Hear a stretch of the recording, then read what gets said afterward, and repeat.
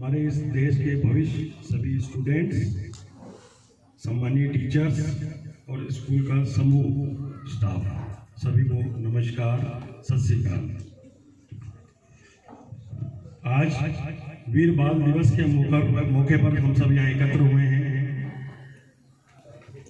इसलिए मैं सबसे पहले धन्यवाद करूंगा हमारे माननीय प्रधानमंत्री श्री नरेंद्र मोदी जी का, जिन्होंने ये वीर बाल दिवस घोषणा करके पूरे हिंदुस्तान में जो आज ये मनाया जा रहा है।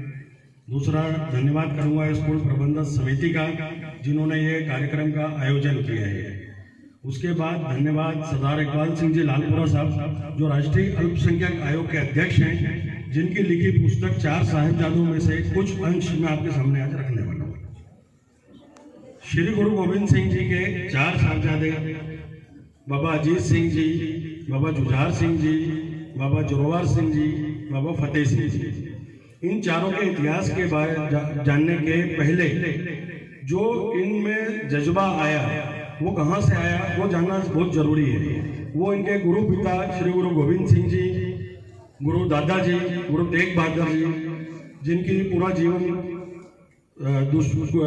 पूरे उनके जीवन की कुर्बानियाँ हुई हैं, वो हिंदू धर्म के प्रति उन्होंने अपनी जान दे दी।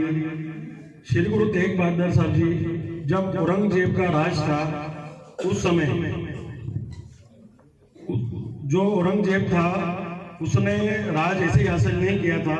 वो इतना अत्याचारी और इतना निर्दयी था कि उसने अपने पिता को जेल में डालकर, अपने भाई को जेल में डालकर उसने राजपाट हासिल किया था। उसकी एक ही तमन्ना थी कि मेरे को पूरा हिंदुस्तान मुसलमान देश बनाना है। तो उस पे वो चल भी रहा था। सभी हिंदुओं के तिलक और जंजू उतारे जा रहे थे, जने उतार के उनको मुसलमान जबरदस्ती बनाया जा रहा था।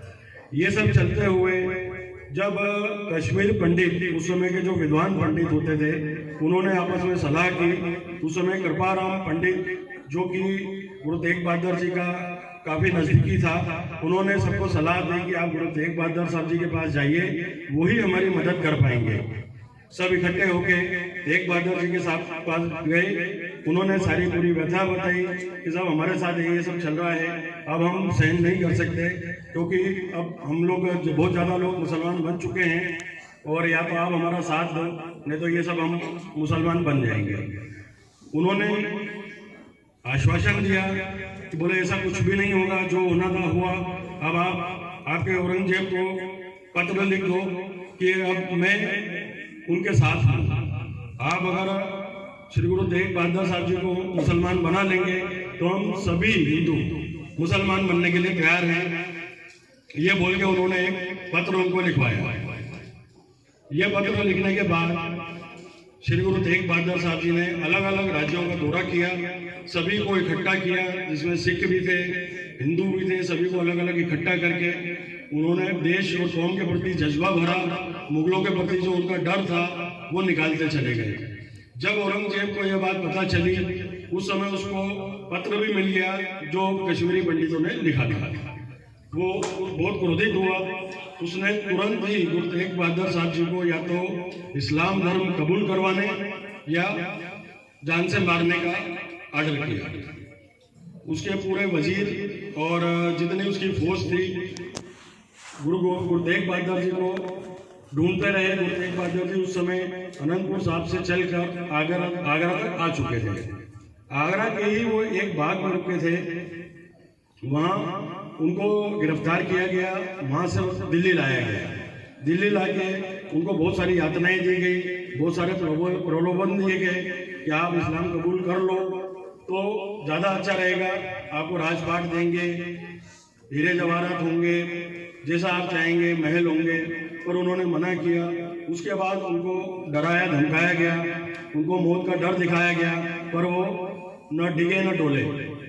उन्होंने कहा कि ये कुछ भी नहीं हो पाएगा। आगे बात को मैं बढ़ाता हूँ। गुरु तेग बहादुर जी ने उनको कहा, गुरु तेग बहादुर जी को उन्होंने कहा कि आप एक काम करो, आप कुछ भी मत करो, आप इनसे दूर हो जाओ। हिंदुओं को हम लगातार बना रहे हैं, मुसलमान बना रहे हैं, हमें उनको काम करने दो, आप इनसे दूर हो जाओ। ये बात को उन्होंने मना कर दी। गुरु तेग बहादुर जी के साथ 3 साथी थे, उनको उन्होंने भाई मतीदास जी को जिंदा उनके सामने आरे से चिरवा दिया गया, शहीद कर दिया गया। भाई दयाला सिंह जी उनको उबलते पानी की देग में डालकर उन्हीं के सामने शहीद कर दिया गया कि अब तो ये डरेंगे, अब हमारा धर्म कबूल कर लेंगे। और ऐसा कुछ भी नहीं हुआ। बहुत सारा समझाने के बाद भी गुरु तेग बहादुर जी ने इस्लाम धर्म मानने से मना किया।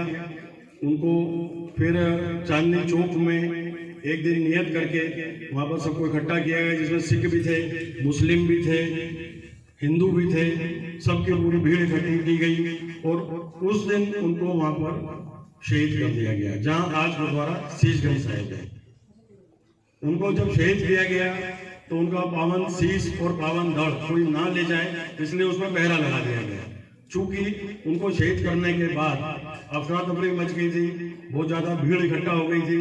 इसका फायदा उठाते हुए भाई जीवन सिंह ने उनके पावन पवित्र शीश को अपनी गोदी में लेके अनंतपुर साहब, जहाँ गुरु गोविंद सिंह जी रहते थे, वहां के लिए रवाना हो गए। धड़ वहीं था। भाई जेता जी जो गुरु तेग बहादुर साहब जी के साथी थे, उन्होंने सोचा कि अब मुझे धड़ यहाँ से ले जाना होगा। उन्होंने जुक्ति लगाई, किसी तरीके से मुझे धड़ यहाँ से ले जाना है।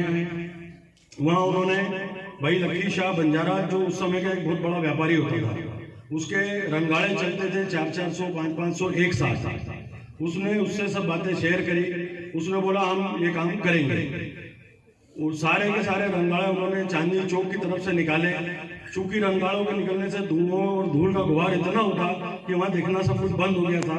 उसका फायदा उठाते हुए उन्होंने उनके धड़ को, पावन धड़ को वहां से लिया, रंगाड़े में डाला, ऊपर रुई लपेटी और लकी शाह बंजारे के घर लेके गए। उनके घर ले जाके उनके पावन देह का संस्कार किया। लकी शाह बंजारे ने पावन पवित्र देह को घर के अंदर रख के आग लगा दी, ताकि किसी को पता न चले कि यहाँ संस्कार हो रहा है। और उनका संस्कार इस तरीके से किया गया। जब वहां पर धूल का गुबार थमा तो सैनिकों ने देखा कि यहाँ तो धड़ भी गायब हो गया है। वो बैलगाड़ियों के पीछे पीछे गए, लकी शाह बंजारे के घर तक गए, पर उन्होंने देखा घर को आग लगी हुई थी। लकी शाह बंजारा रो पिट रहा था कि मेरा घर जल गया, मेरा नुकसान हो गया। ये सब देख के वो भी वहां से वापस लौट आए। वहां से जेता जी निकले अनंतपुर साहब के लिए। आगे जाके उनको अनंतपुर साहब गए, जहाँ की भाई जीवन सिंह जी ने जो पावन पवित्र उनका शीश था वो लेके गुरु गोविंद सिंह जी के हवाले किया। वहाँ पर उनका संस्कार किया गया, जहाँ आज गुरुद्वारा शीशगंज साहब है अनंतपुर साहब में। एक गुरुद्वारा शीशगंज साहब है दिल्ली में, जहाँ पे शहीद किया गया। एक गुरुद्वारा शीशगंज साहब है अनंतपुर साहब में, वहाँ पर उनका संस्कार किया गया। उसके बाद जब चार साहबजादों को लेकर गुरु गोविंद सिंह जी निकले, सरसा नदी में परिवार का विछोड़ा हो गया। 2 साहबजादे गुरु गोविंद सिंह जी के साथ, 2 साहबजादे दादी के साथ। दादी मतलब गुरु गोविंद सिंह जी की माता जी, गुरु तेग बहादुर जी की पत्नी, उनके साथ 2। और उनके साथ गंगू था, जो कि उनका एक रसोईया उनके साथ हमेशा एक सेवक के रूप में रहता था। इधर जंग लगी हुई थी चमकौर की गढ़ी में। गुरु गोविंद सिंह जी और उनके 40 साथी सिंह लड़ाई लड़ रहे थे। 10 लाख मुगल की सेना सामने थी। उनसे लड़ाई लड़ते लड़ते काफी सारे सैनिक उन्होंने उनके सामने वालों के विरोधियों के मार दिए। और इधर सिख भी शहीद होते गए। पर उनकी फौज की संख्या इतनी ज्यादा थी कि ये लोग लड़ते लड़ते फिर बहुत ज्यादा जब शहीद हो गए, तब बड़े साहबजादों ने, अजीत सिंह जी ने गुरु पिता से कहा कि आप मुझे लड़ाई में जाने की, जंग में जाने की आज्ञा दीजिए। गुरु गोविंद सिंह जी ने सहर्ष उनको तैयार करके पूरे शस्त्र लेकर रवाना किया। अजीत सिंह जी लड़ाई में गए। उन्होंने काफी दुश्मनों का नाश किया, काफी उनको उनके शीश धड़ से अलग किए। लगभग लड़ते लड़ते लड़ते एक समय आया जब अजीत सिंह जी पूरी फौज के बीच में घिर गए। दूर किले से गुरु गोविंद सिंह जी सब ये देख रहे थे। उन्होंने वहां से तीरों की वर्षा चालू की। इतने तीर चलाए कि उनका जो घेरा था दुश्मनों का वो टूट गया। गुरु अजीत सिंह जी फिर लड़ाई चालू की। उन्होंने लड़ते लड़ते काफी उनके जब दोबारा घेरा पड़ गया, उस समय फिर वो शहीद हो गए। जुझार सिंह जी जो ये सब किले में से बैठ के देख रहे थे, उन्होंने अपने गुरु पिता से आज्ञा मांगी कि मेरे बड़े भाई शहीद हो चुके हैं, अब आप मुझे आज्ञा दीजिए। उनकी उम्र सिर्फ 14 वर्ष थी। 14 वर्ष की आयु में चूंकि वो एक निपुण युद्ध की निपुणता उन्होंने हासिल की हुई थी, गुरु पिताजी ने उन्हें भी आज्ञा दी, वो भी लड़ने गए, उन्होंने भी काफी दुश्मनों का नाश किया और लड़ते लड़ते लड़ते लड़ते वो भी उस जगह पे पहुंचे जहां अजीत सिंह जी का पार्थिव शव पड़ा था, वहां वो भी शहीद हो गए। उसके बाद सभी जितने सिंह बचे थे, उन्होंने गुरु गोविंद सिंह जी को कहा कि अब आप किले से निकल जाइए। उन्होंने मना किया कि मैं इस किले से आखिरी समय तक नहीं जाऊंगा जब तक ये जंग पूरी खत्म नहीं होती। पांच प्यारे बन के उन्होंने गुरु गोविंद सिंह जी को हुक्म किया कि अब आप, हमारा हुक्म है कि आप यहाँ से जाइए, आप जाएंगे तो कौम जिंदा रहेगी, आप लोग सिख तैयार करोगे, यहाँ पर रहोगे तो कुछ भी नहीं होगा। उन्होंने उनकी आज्ञा को माना और वहां से अपने कुछ साथियों को लेके निकल गए। उनके एक साथी जिनकी पूरी शक्ल गुरु गोविंद सिंह जी से मिलती थी, उन्होंने गुरु गोविंद सिंह जी ने उनको कलगी लगाई। कलगी लगाने के बाद कुछ ही देर बाद उनको मुगलों की सेना ने शहीद कर दिया। चूंकि शक्ल मिलती थी, उनको लगा कि गुरु गोविंद सिंह जी शहीद हो गए हैं। उन्होंने उनका सिर अलग किया और वजीर खान के पास ले गए, बल्कि वजीर खान साहब हमने शहीद कर दिया है गुरु गोविंद सिंह जी को। उन्होंने आज्ञा दी कि पूरी फौज को वापस बुला दिया। पूरी फौज वापस निकलने लगी। इधर गुरु गोविंद सिंह जी वहां से निकले, उस रास्ते से जा रहे थे जहाँ बाबा अजीत सिंह जी, बाबा जुझार सिंह जी का पावन देह पड़ी थी और उनके कुछ सिंह वहाँ पे देह पड़ी थी। उनके सिंहों ने कहा कि हम अजीत सिंह जी और जुझार सिंह जी का अंतिम संस्कार कर देते हैं। गुरु जी ने मना किया कि अभी यह संभव नहीं है, क्योंकि सभी मेरे पुत्र हैं, जितने शहीद हुए हैं सभी मेरे पुत्र हैं, करेंगे तो सबका संस्कार करेंगे। और वो उस समय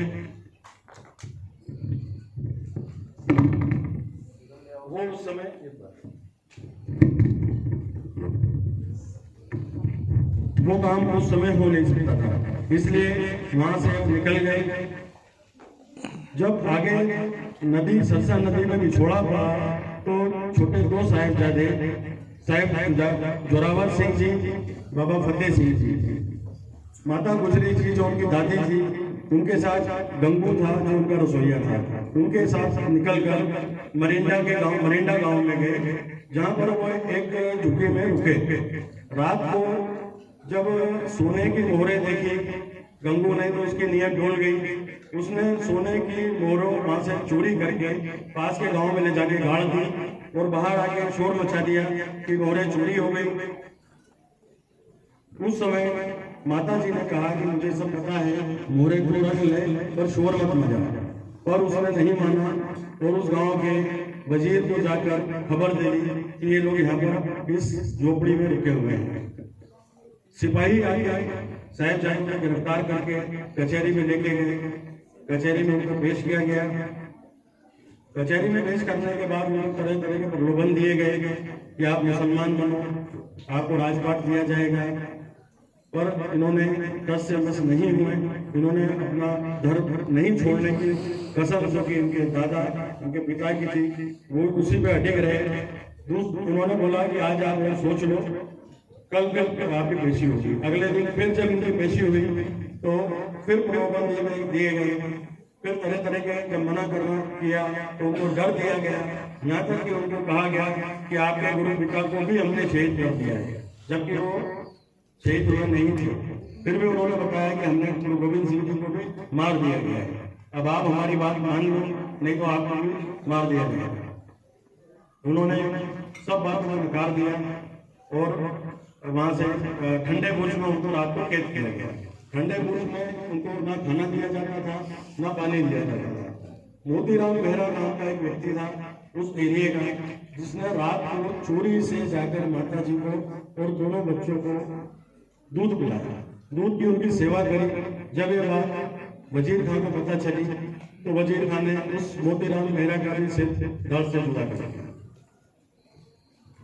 तीसरे दिन जब उनको कुछ कचहरी में पेश होना था, उसके पहले माता जी ने सुबह उनको उठाया, पाठ किया, पाठ करने के बाद तैयार किया, पूरे वस्त्र अपने हाथ से इनको पहनाए, कलियां सजाई, छोटे छोटे साहिबजादे, एक की उम्र 6 वर्ष, एक की उम्र 8 वर्ष, बच्चों की उम्र छोटी सी उम्रें हैं, खेलने खाने की उम्र थी। उस समय शहीदी को प्राप्त करने के लिए वो तैयार हो रहे हैं, सिर पे कलगी सज रही है, साइड में हथियार लग रहे हैं, कृपाण लग रही है।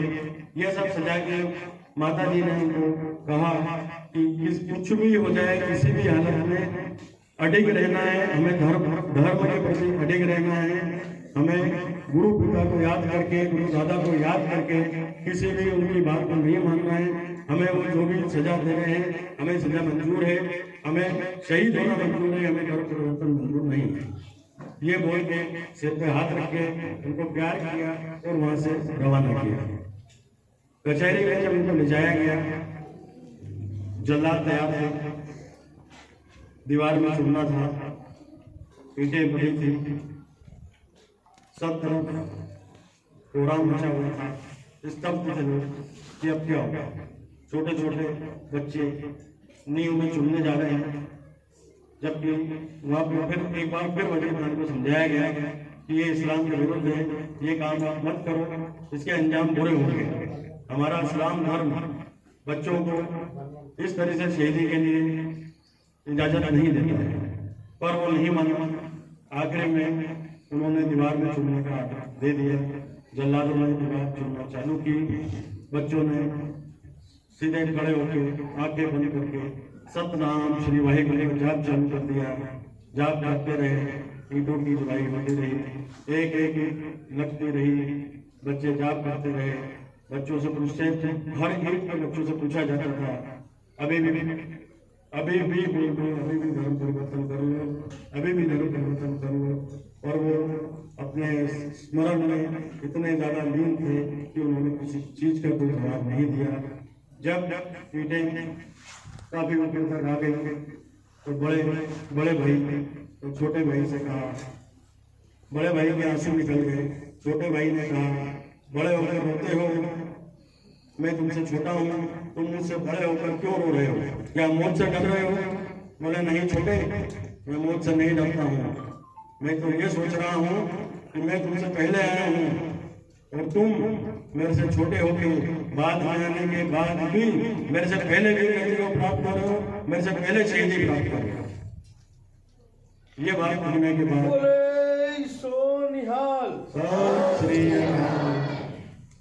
ये बात के बाद ईंटें लगाते रहे।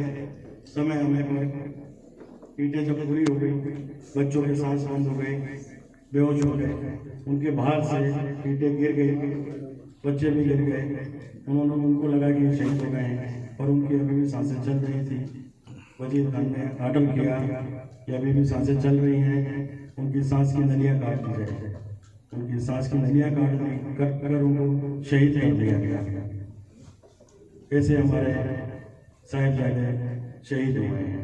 छोटी छोटी उम्र, जो कि 6 साल 8 साल, और शहीद हुए लड़ते हुए उनकी उम्र थी 14 साल 17 साल। ये सिख इतिहास है, एक गौरवमय इतिहास है। इस इतिहास को हमेशा हमें याद रखना चाहिए, इस इतिहास को पढ़ते रहना चाहिए, और इससे हमें प्रेरणा लेनी चाहिए। यही मैं कहना चाहूँगा। वाहिगुरु जी का खालसा, वाहिगुरु जी की फतेह।